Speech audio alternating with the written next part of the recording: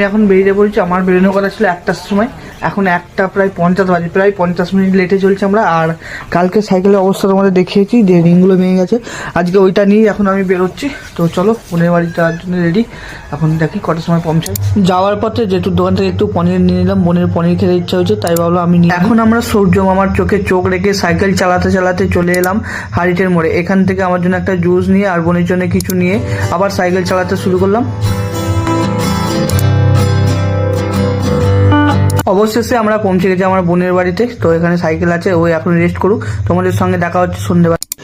রুকো যারা, সবার করো। কোথায় আছে না, ইচ্ছা থাকলে সবকিছুই সম্ভব। দেখো না, আমি খারাপ সাইকেল নিয়ে 22 কিলোমিটার সাইকেল চাইলে বোনের বাড়ি এলাম, আবার সেই রাস্তা দিয়ে আবার ফিরবো। তো খাওয়া দাওয়া শেষ করে বোনের টাটা করে আবার আমি বেরিয়ে বললাম বাড়ি যাওয়ার জন্য। 2 hours later. 44 কিলোমিটার সাইকেল চালানোর পর আমি এখন পৌঁছে গেছি বাড়িতে। আর তোমাদের সঙ্গে দেখা হচ্ছে অন্য কোনো ভিডিওতে।